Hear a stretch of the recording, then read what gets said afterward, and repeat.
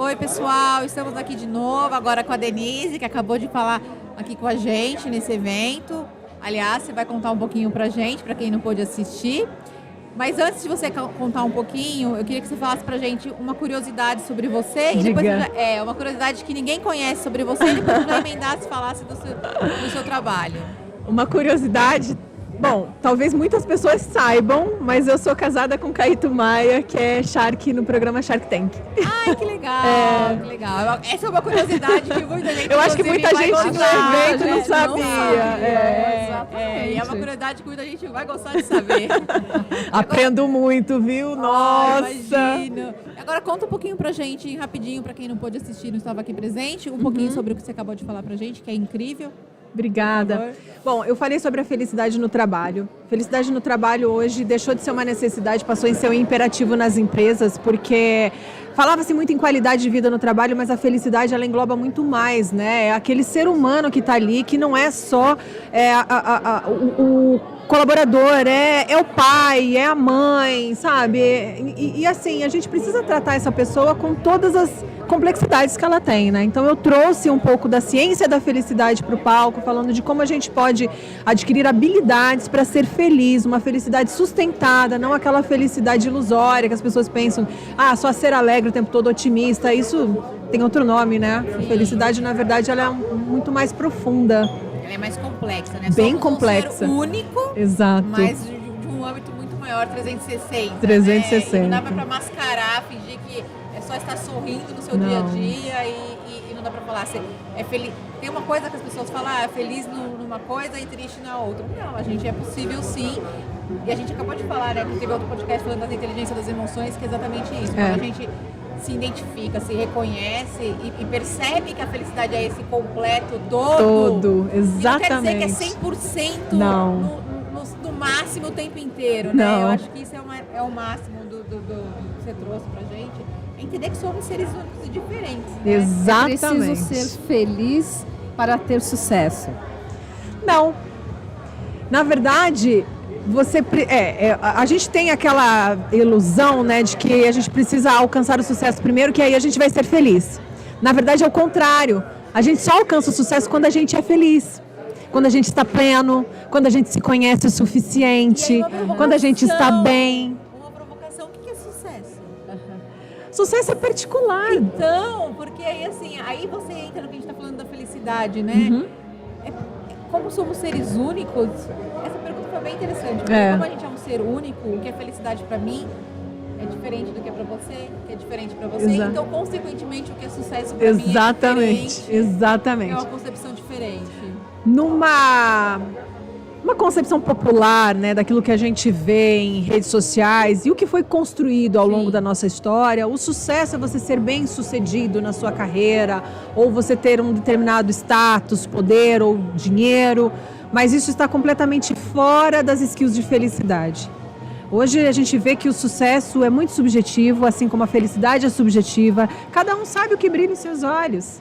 Às vezes o sucesso para você sim ser bem sucedido no seu trabalho, e o sucesso para mim é ser uma boa mãe, por exemplo. E tá tudo bem. E tá tudo ótimo. Aliás, né? Tudo ótimo. Cada um tem as suas metas, os seus sonhos. E quando a gente se organiza para conquistar os nossos sonhos, a gente também está vivendo a felicidade, porque a felicidade é esse trajeto, é o processo. A felicidade não é o pote de ouro no fim do arco-íris, como eu coloquei no palco, né? A gente costuma deixar a felicidade para quando eu conseguir tal coisa, mas na verdade ela está acontecendo exatamente agora, enquanto a gente está vivendo, porque na verdade a única coisa que a gente tem é o agora, né? É o agora. Denise, sabe uma coisa que eu achei muito interessante da sua palestra? É você falar para as pessoas que existe uma maneira, uma dinâmica, um método que você pode treinar para você ser feliz, ser mais feliz. E que envolve a nossa saúde também, envolve todo o nosso corpo, o nosso cérebro. Será que você pode falar um pouquinho para a gente? Sem dúvida. Daqueles 5 pontos que você mencionou ali, por favor? Vou até olhar para a câmera, porque olha, gente, a felicidade é treinável. A gente aprende a ser feliz. Eu vou falar, como assim, Dê? Porque felicidade é diferente de alegria. Alegria é uma emoção. Então, o que a gente aprendeu e o que está lá no dicionário é que felicidade é contentamento, momentos alegres, ou algumas pessoas vão dizer que não existe felicidade, sim momentos felizes. Do ponto de vista da ciência, a felicidade, ela envolve todas as emoções, como a gente falou aqui, é todo o pacote com seus altos e baixos. A diferença está em como a gente lida, né, com as situações desafiadoras da nossa vida. Felicidade não é ser feliz o tempo todo, é a capacidade de lidar com os nossos problemas. E as habilidades, elas vêm justamente para que a gente consiga ter essa vida equilibrada, consiga aprender a ser feliz de modo sustentável, sabe? Uma felicidade sustentada. E essas habilidades são simples de aplicar no nosso dia a dia, que é a atenção plena, você se fazer presente momento a momento do seu dia, porque a nossa mente costuma divagar. 50% do tempo a gente fica ou no passado ou no futuro, ou remoendo alguma coisa lá atrás que aconteceu, que não tem mais como voltar lá, ou então a gente fica antecipando, sabe? Aquela ansiedade, pensando nas coisas que a gente tem para fazer, preocupação. E assim, passado é memória e futuro é uma projeção mental. Então o único tempo que existe é o agora. A única coisa que a gente tem é o momento presente. Só que na verdade a gente não tem, porque a gente está sempre ausente, né? Então a gente precisa se colocar no presente. Como é que a gente faz isso? Com práticas contemplativas. A principal delas é a meditação.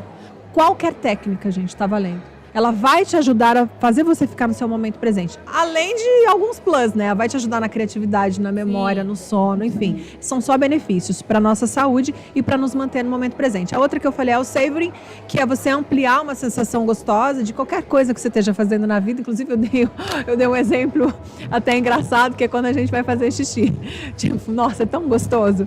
Você curte esse momento. Quando você vai tomar banho, curte esse momento. Quando você está com alguém que você ama, curte esse momento. Amplia essa sensação, degusta. Você falou isso porque você tem um bebê de 2 meses e você sabe o que é fazer um xixi. Exatamente.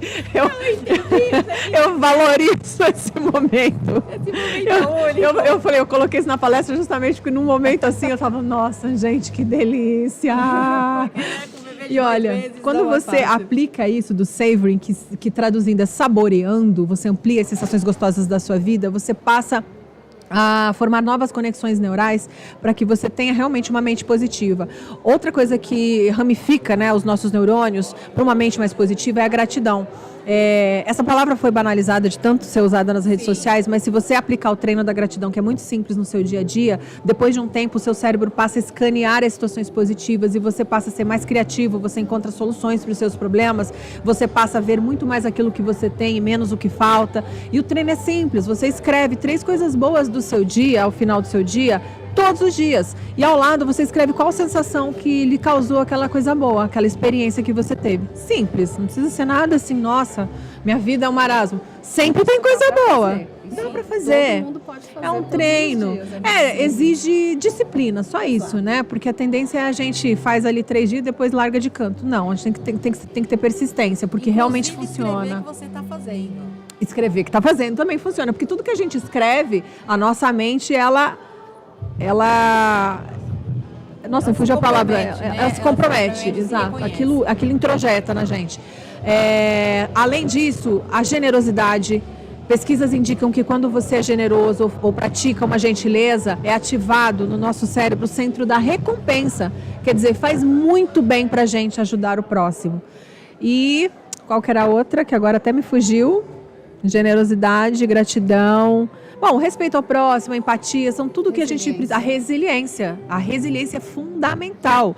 Porque eu expliquei que as nossas emoções têm ciclo de vida curto, né? Isso chama-se adaptação hedônica. Uma hora a gente está em cima, outra hora a gente está embaixo. E a resiliência é quando você está numa situação difícil, você tem a capacidade de retornar. Mas mais do que isso, é você se transformar depois de uma situação desafiadora, de um trauma que você sofreu. E a resiliência, ela nos torna muito capazes de olhar a vida com outros olhos, reconhecendo o que realmente tem valor. Então ela é peça fundamental dentro das habilidades para a felicidade. E como qualquer habilidade, é treinável. A gente aprende, treina e a gente muda a nossa vida.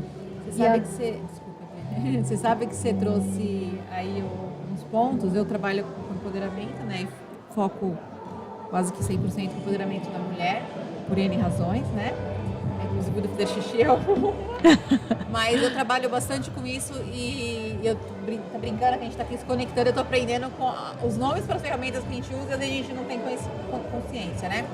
Mas eu falo muito disso, de você, a gente falou das emoções, se identificar as emoções, ser grato, são coisas que você vai valorizando e vai reconhecendo e vai se empoderando disso, né? Exatamente. E quando a gente fala que a minha base do meu trabalho, que muito mais que falar, que já virou moda também falar de empoderamento e tudo mais, o meu trabalho vai muito mais a fundo quando você fala da expansão da consciência, que é você ir além, que é você realmente se conhecer e se entender que reconhecer que você é um ser único e o que é seu é diferente do que é do outro e tá tudo bem, cada um é cada um. Exato. E você começar a entender o que é leve para você, que é uma coisa que eu pego muito, né? E você escolher como que você vai identificar que a sua escolha é o que está fazendo leve para você, é aquilo que vai te deixar feliz, tá tudo bem. E não tem que sofrer, não existe um padrão de felicidade. Não existe. Porque assim, o padrão de felicidade é aquilo que foi vendido, mas aquilo que foi vendido foi num ponto de vista de quem vendeu, e só, sabe? Assim, então, isso... E o mais legal, e aí trazendo um pouco aqui para o nosso contexto, a gente está num congresso de RH, assim, como que as pessoas, como que os RHs, como que o mundo, como que a gente consegue trazer isso para as empresas para que isso seja uma provocação, como que a gente consegue fazer com que os RHs levem isso para dentro das empresas de uma forma para que as pessoas consigam de fato perceber que assim, as pessoas precisam ser importante. felizes, podem ser felizes e cada um tem o seu jeito diferente de ser. Exato. Para ser feliz. Primeiro tem que haver uma ruptura de padrão, isso já está acontecendo, é todo um movimento que precisa acontecer e as empresas já estão mais receptivas a falar de felicidade, porque a princípio a felicidade ela era vista como... Por exemplo, quando o Google colocava as salas de descompressão, então olhava-se para a felicidade como um olhar de alegria. Tópico, né? Era um tópico, era alguns e outros não é por esse caminho, né? Quando a gente fala de felicidade, a gente tem que falar de um ambiente com segurança psicológica, onde o colaborador ele se sinta seguro para poder falar o que ele pensa, se às vezes ele não discordar de uma ideia do chefe, ele poder falar sem ter medo de ser cerceado ou demitido por conta disso. E isso está ligado com os ambientes inclusivos, Exato. Inclusive. Porque, porque as pessoas falam tanto de ambiente inclusivo, mas inclusive o que é de fato um ambiente inclusivo? É a pessoa ter um espaço seguro para falar dela. Exato. Ela ter liberdade. A gente não está falando só de gênero, de cor, de raça, de nada. A gente está falando inclusive dela. E quando a gente fala de segurança psicológica no trabalho, a gente está falando de inovação também. Porque quando as pessoas podem falar, elas ficam mais criativas. Sim. Elas brilham os olhos. O trabalho para elas se torna algo... sabe, radiante. Poxa, ela acorda de manhã e fala, eu trabalho num lugar onde eu posso ser criativo, onde eu posso falar o que eu penso, onde eu posso ser quem eu sou, onde eu sou respeitado, né? E quando uma pessoa se sente bem, ela quer que o outro seja. Também. É o momento que você é generoso, você quer também, entende a partir do seu bem-estar que o outro também tem direito, você quer que alguém participe disso também. Exato. E aí entra na generosidade, entra no reconhecimento, entra na gratidão. E aí quando a gente percebe que a partir do momento, e aí é por isso que eu me encanto com esses temas, assim, muito obrigada pelo seu trabalho, pelo que você trouxe aqui pra gente. Eu que agradeço. E aí foi por isso até que eu escolhi focar nisso, trabalhar com isso, porque assim, se todo mundo se percebesse, né, e se tivesse no mundo, quando a gente tiver um espaço para que todo mundo tenha segurança, para se perceber, reconhecer que cada um é um, tem espaço para todo mundo e cada um tem o seu jeito de ser, o mundo vai ser um lugar muito melhor, né? Sem dúvida nenhuma. É claro que claro que é bem complexo, porque você precisa trabalhar a inteligência emocional, né? São vários aspectos. Lida bastante com o ego das pessoas e inseguranças. Então, você trabalha a raiz ali da inteligência emocional, que aí você consegue ter times e líderes muito mais preocupados com o todo e não consigo. E trabalha outros pré-requisitos, né? Como a cooperação mútua, porque assim, nós somos moldados pela lógica da competitividade e a gente precisa pensar na cooperação e não na competição, porque é na cooperação que os times crescem. Né? Você vai competir com uma empresa concorrente, né? Se a gente estiver falando de um produto com um concorrente de mercado, mas dentro da empresa não tem que ter competição. Pelo contrário, tem que ter cooperação. Aí, além de trabalhar a inteligência emocional, que escorre para a cooperação, você vai trabalhar a comunicação, que é fundamental. Transparência. Porque as pessoas, elas não se escutam, elas não... não existe escutativa, né? As pessoas, elas escutam para responder. sabe? Elas não No reativo. elas não escutam para entender as pessoas, elas escutam para responder as pessoas. Então você tem que trabalhar todas essas questões. É muita coisa a ser feita. Tem um caminho que já começou, mas eu vejo um futuro muito bacana assim acredita, dentro. né? Sempre, porque a gente está vendo já um movimento. A gente está vendo pessoas trabalhando com isso, a gente está vendo as empresas abrirem a cabeça, sabe, para isso. Mesmo as empresas mais conservadoras já estão entendendo que o mercado está mudando, que é preciso olhar para o colaborador, é preciso... A gente passou por uma pandemia, a gente viu que o burnout explodiu, quer dizer, algo precisa ser feito urgente, né? Então precisou a água bater na bunda, né? Então agora o que a gente faz? Então vamos olhar para a felicidade desse colaborador. Que as empresas estão olhando para essa questão da felicidade, da saúde mental, estão efetivamente reconhecendo e agindo sobre isso? Elas só estão olhando porque o burnout bateu na porta delas, estão perdendo funcionário, o turnover está enlouquecido. E precisa ser feito alguma coisa. E aí o desespero fez com que esses CEOs, essas empresas, buscassem no mercado profissionais que pudessem ajudá-los a arrumar a casa. O que eu faço com isso? Então é esse movimento que está começando. Nesse desespero. Hoje, por exemplo, existe um cargo que se chama Chief Happiness Officer, que lá fora é chefe de felicidade. Porém, no Brasil, a gente tem outros nomes, como diretor de saúde mental. É muito mais nessa linha, mas que tem um trabalho muito similar, porque as empresas estão percebendo que é preciso olhar para o ser humano que está ali. Entende? Porque a empresa não é feita de processo, ela é feita de gente, ela é feita de pessoas, né? Então, se você... caminhando num caminho... A gente está caminhando. Foi preciso... acontecer tudo que está... É sempre assim, né? Tudo que acontece dentro da empresa são pessoas. Até os processos são feitos por pessoas. Exato.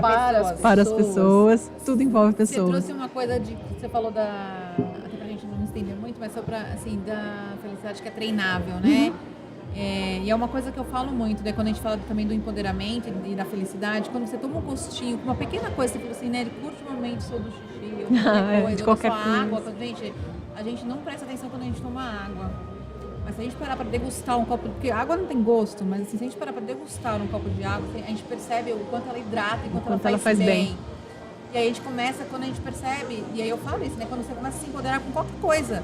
E aí, muitas vezes eu brinco com toda na mentoria, que eu falo assim, se você já escolheu a pizza hoje, você fala assim, você escolher tá bom. Experimenta um dia você escolher o sabor da pizza. Olha. É um poder de sensação. A mulherada, a mãe geralmente fala assim, o que vocês escolherem pra mim tá bom. Nossa, é bem assim, né? Realmente entende que a sua felicidade, e aí, ela começa com você. E você né? experimenta um dia, você fala assim, hoje eu vou escolher nem que for metade, eu quero escolher aquele que eu gosto e ninguém gosta. Se você perceber a sensação que te dá, que você fala assim, quando a gente começa a perceber a sensação que nos dá aquela pequena escolha, nos dá um poder de uma sensação tão grande de leveza, aí a gente começa a nos empoderar e perceber de fato o que nos traz felicidade, que são nas pequenas coisas. E as empresas, quando percebem, quando elas tomam uma posição diferente, que agora bateu tá batendo lá e tem que tomar. Tem que fazer. Quando elas começam a perceber que tem que de fato olhar, ter políticas, processos e programas diferentes, elas começam, olha, realmente está trazendo resultado. Mas teve que ter um start ali, uma situação aí que não tão legal. Tem que tomar uma tijolada. Ficaria aqui obrigada. Eu também.